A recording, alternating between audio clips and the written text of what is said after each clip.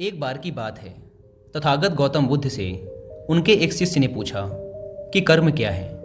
यह सुन गौतम बुद्ध मुस्कुराए और उन्होंने जवाब दिया, कर्म को समझाने के लिए मैं तुम्हें एक कहानी सुनाता हूँ। इस कहानी को सुनने के बाद तुम सभी यह समझ जाओगे कि कर्म क्या है। गौतम बुद्ध ने कहानी सुनानी शुरू की कि एक राज्य में एक राजा राज करता था। एक बार वह अपने मंत्री के साथ देश का भ्रमण करने निकला।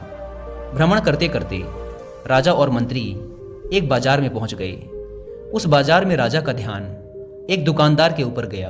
उस दुकानदार को देखते ही राजा के मन में ना जाने क्यों यह विचार आया कि मैं इस दुकानदार को कल फांसी की सजा दे दूं। यह बात राजा ने अपने मंत्री को बताई। मंत्री कुछ बोले कि उससे पहले ही राजा उस दुकानदार की दुकान के सामने से आगे निकल चुके थे और दूसरी बातें करने लगे। मंत्री बहुत ही चिंतित हो गया। वह यह बात समझ नहीं पा रहा था कि आखिर दुकानदार की गलती क्या है। दुकानदार से बिना कुछ बात किए, बिना कुछ सोचे समझे महाराज ऐसा फैसला लेने के बारे में क्यों सोच रहे हैं। राजा और मंत्री भ्रमण करने के बाद राजमहल वापस चले गए, लेकिन मंत्री को रात भर नींद नहीं आई। सुबह जागने के बाद मंत्री एक साधारण प्रजा का रूप बनाकर उस दुकानदार के पास गया और उस दुकानदार से पूछा, तुम बेचते क्या हो? दुकानदार ने जवाब दिया, मैं चंदन की लकड़ियां बेचता हूँ। फिर मंत्री ने आसपास के लोगों से दुकानदार के बारे में पूछना शुरू किया। सबने जवाब दिया कि दुकानदार किसी से बोलता नहीं, हमेशा दुखी रहता है। मंत्री को बात समझ में आ गई। वह मंत्री फिर वापस दुकानदार के पास गया और उस दुकानदार से पूछा, तुम दुखी क्यों रहते हो? दुकानदार ने बताया, मैं दुखी इसलिए रहता हूँ क्योंकि मेरे दुकान पर लोग आते हैं, चंदन की लकड़ियाँ सूंघते हैं और बोलते हैं बहुत ही सुंदर है, बहुत ही अच्छी महक है, लेकिन कोई खरीदता नहीं, इसलिए मैं बहुत दुखी रहता हूँ। मंत्री को भी दुकानदार की बात सुनकर दुख हुआ। उसने सोचा कि आखिर कोई भी दुकानदार दुखी क्यों ना हो अगर उसके दुकान का कोई भी सामान खरीदा ना जाए, जबकि सामान में कोई कमी ना हो। मंत्री सोचने लगा कि यह दुकानदार अपने दुखों की वजह से इतना दुखी रहता है, परंतु राजा इस दुकानदार को फांसी पर क्यों लटकाना चाहते हैं। अर्थात राजा के मन में आए हुए विचार का उत्तर अभी तक मंत्री को नहीं मिला था। मंत्री ने फिर दुकानदार से पूछा, भाई तब तुम क्या करोगे अगर तुम्हारे दुकान की सारी चंदन की लकड़ियां ऐसे ही रखी की रखी रह जाएंगी तो? दुकानदार ने गुस्से के भाव में बोला, हाँ मैं जानता हूँ कि मेरी चंदन की लकड़ियां ऐसी ही रखी रह जाएंगी, इन्हें कोई नहीं खरीदेगा। इसीलिए तो मैं सोचता हूँ कि हमारे देश का राजा जल्दी से जल्दी मर जाए।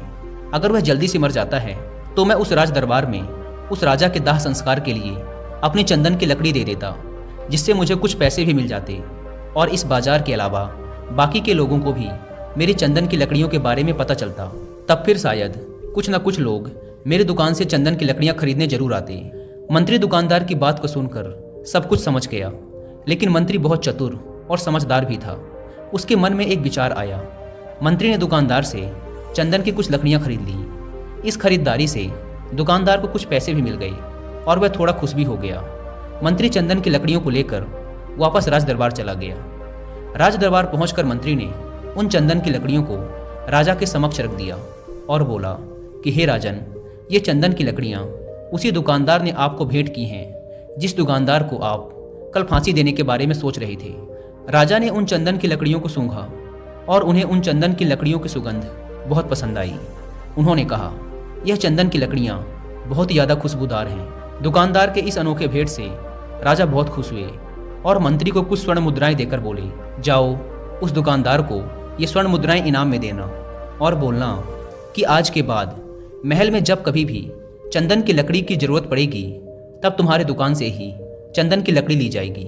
यह बात सुनकर मंत्री जी मुस्कुराने लगे तथा सोचने लगे कि अब तो राजा के मन में उस दुकानदार को फांसी देने का विचार आ ही नहीं सकता, क्योंकि अब तो हमेशा राज दरबार के लिए चंदन की लकड़ियों के इंतजाम की जिम्मेदारी उस दुकानदार को मिल गई है। मंत्री स्वर्ण मुद्राओं को लेकर वापस दुकानदार की तरफ चल पड़ा। इधर राजा इस विचार में पड़ गए कि वह दुकानदार तो बड़ा ही अच्छा इंसान है। जिस वक्त मैं उसके बारे में यह सोच रहा था कि मैं इसको कल फांसी दे दूं, तब शायद उसके मन में उस समय यह विचार चल रहा था कि राजन पहली बार मेरे दुकान के सामने आए हैं, क्यों ना मैं उनको अपनी सुंदर और खुशबूदार लकड़ियों को भेंट करूं। और आज उसने मुझे भेंट भी किया। बेवजह ही मैं उसको फांसी देने के बारे में सोच रहा था। इधर मंत्री दुकानदार के पास पहुंच गया।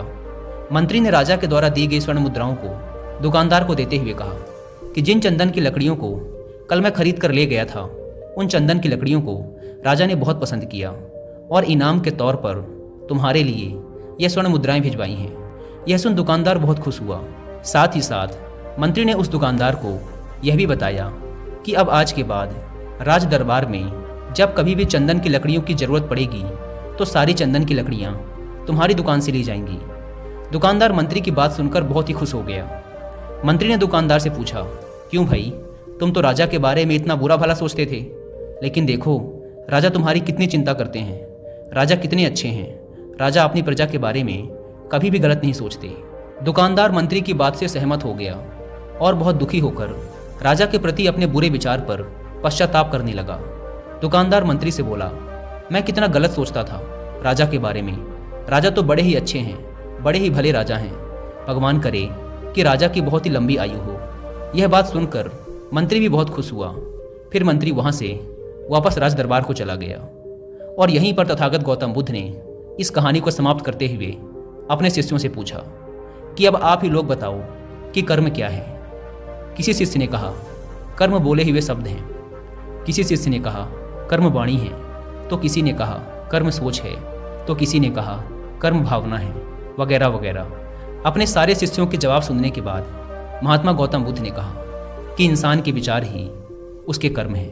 हमारे विचार जैसे रहेंगे हम वैसे ही कर्म करेंगे और उन्हीं विचारों के द्वारा किए हुए कर्म हमारे सुख और दुख के लिए उत्तरदायी होते हैं। अर्थात अगर हमारे विचार ही गलत हैं तो हमारे द्वारा किए हुए कर्म भी गलत ही होंगे और उनका परिणाम भी गलत ही निकलेगा, जिसके परिणाम स्वरूप हम दुखी रहेंगे। अगर हमारे विचार सही रहेंगे तो हम सही कर्म करेंगे, सही कर्म करेंगे तो फिर सही फल मिलेगा, जिससे हमारे जीवन में सुख आता है। दोस्तों, अगर आप कर्म के बारे में और डिटेल से जानना चाहते हैं तो आप सबको सद्गुरु जग्गी वासुदेव के द्वारा लिखी एक किताब जरूर पढ़नी चाहिए, जिसका नाम है कर्मा बाय सद्गुरु।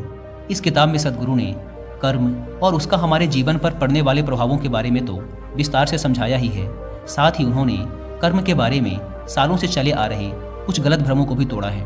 यह किताब आपको कर्म के बारे में एक बिल्कुल ही नया नजरिया प्रदान करेगी। इसीलिए आप सबको एक बार इस किताब को जरूर पढ़ना चाहिए। और अगर आपके पास इस पूरी किताब को पढ़ने का टाइम नहीं है तो आप हिंदी में इस किताब की समरी भी सुन सकते हैं कुकू एफएम ऐप पर।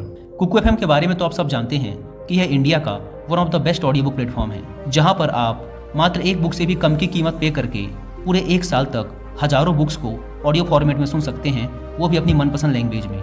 नॉर्मली इस प्लेटफॉर्म के एक साल का सब्सक्रिप्शन पड़ता है 399 रुपीज़ का, लेकिन अगर आप यूज़ करते हैं कूपन कोड WI50 तो पहले 250 लोगों को मिलेगा 50% का डिस्काउंट और सिर्फ 199 रुपीज़ में पूरे एक साल तक हजारों ऑडियो बुक्स और सैकड़ों कोर्सेज का एक्सेस। अगर आप इस ऐप को डाउनलोड करना चाहते हैं तो ऐप की link description and first comment पर मिल जाएगी। दोस्तों, अब हम कर्म को थोड़ा आसान भाषा में समझने की कोशिश करते हैं। कर्म का अर्थ है कार्य।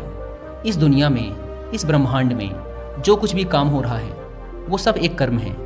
असल में देखा जाए तो कर्म क्रिया और प्रतिक्रिया के साधारण से सिद्धांत को फॉलो करता है। हम जो भी कार्य करते हैं वो एक कर्म है और फिर क्रिया और प्रतिक्रिया के सिद्धांत के अनुसार हर कर्म का एक परिणाम भी होता है। जैसे कांच के गिलास को फेंकना एक कर्म है और उसका टूट जाना उसका परिणाम, अत्यधिक बारिश होना एक कर्म है और बाढ़ आना उसका परिणाम।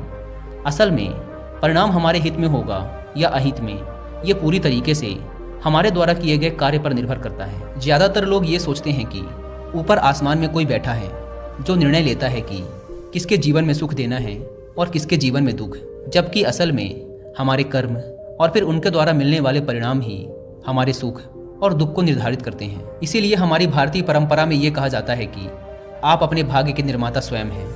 असल में कर्म का परिणाम ही भाग्य है और हमें कैसे कर्म करने हैं ये पूरी तरीके से हमारे हाथ में होता है।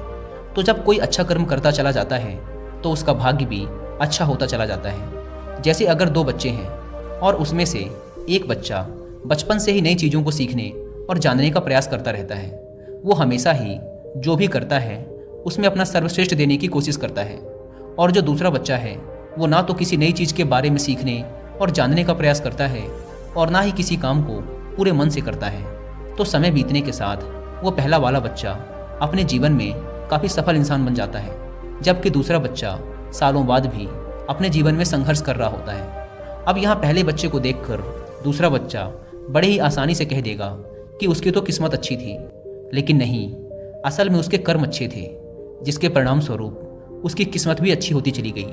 तो अगर हम चाहें तो अपने कर्मों को बदल कर अपना भाग्य बदल सकते हैं। सीधी सी बात है, जैसे ही आप अपने कर्म बदलोगे, आपका भाग्य बदलना शुरू हो जाएगा। और ये दोनों ही परिस्थिति में सही है, अच्छे के लिए भी और बुरे के लिए भी। लेकिन असल में कोई इंसान कैसे कर्म करता है, ये मुख्य रूप से उसके माता पिता, परिवार, समाज और आसपास के माहौल पर भी निर्भर करता है। ज़्यादातर केसेस में एक एक्टर का बेटा एक्टर बनने की ही कोशिश करता है, इंजीनियर का बेटा इंजीनियर और डॉक्टर का बेटा डॉक्टर। इसका कारण ये है कि हमारा शरीर और मन अपने आसपास से ही सूचनाएं इकट्ठा करते हैं और हम हमारे अंदर मौजूद सूचनाओं और ज्ञान के आधार पर ही कोई कार्य करते हैं और फिर हमें उसी के अनुसार परिणाम भी मिलते हैं। असल में हम अपने रोज के कामों का 99% अनकॉन्शियस तरीके से करते रहते हैं, क्योंकि हमारा शरीर और मन प्राप्त सूचनाओं को याद रखता है और फिर उन्हें दोहराता रहता है। जैसे जब हम कार चलाना सीख रहे थे, तब हम एकदम पूरी कॉन्शियसनेस के साथ हर चीज़ पर ध्यान रख रहे थे कि स्टीयरिंग कहाँ है, ब्रेक कहाँ है। लेकिन कुछ समय बाद हम बात करते हुए या कुछ भी सोचते हुए बड़ी आसानी से कार चला पाते हैं, क्योंकि अब हमारे अंदर कार चलाने की प्रोग्रामिंग हो चुकी है और हम लगभग अपने सारे काम अब इसी तरीके से करते हैं, बिना किसी जागरूकता के। बस वो काम होते चले जाते हैं, क्योंकि हमारे काम बिना किसी जागरूकता के हो रहे हैं। इसीलिए हमें लगता है कि हमें कोई चला रहा है, कोई अदृश्य शक्ति, जबकि असल में हमारे कर्म ही अब हमारी आदत बन चुके हैं। अगर हम अपने ज़्यादातर काम जागरूक होकर करने लगे तो पाएंगे कि हमारा भाग्य हमारे ही हाथ में है, क्योंकि जागरूकता की वजह से हमारे कर्मों पर हमारा पूरा नियंत्रण हो जाता है। जैसा कि ऊपर की कहानी में गौतम बुद्ध ने कहा था कि हमारे विचार ही हमारे कर्म हैं, और जागरूकता की अवस्था में हमारे विचारों पर पूरा नियंत्रण हो जाता है। विचारों के नियंत्रण से हम कर्म में नियंत्रण हासिल कर लेते हैं, और फिर जब हमारे कर्म हमारे हिसाब से होंगे तो उनका परिणाम भी उसी के अनुरूप ही होगा। इसीलिए गौतम बुद्ध ने चित्त के नियंत्रण पर जोर दिया है कि जब किसी इंसान का चित्त ही शुद्ध हो जाएगा तो उसके मन में बुरे विचार ही कैसे आएंगे और फिर वो बुरे कर्म ही कैसे करेगा। इसीलिए गौतम बुद्ध का पूरा ज्ञान चित्त की शुद्धता पर जोर देता है।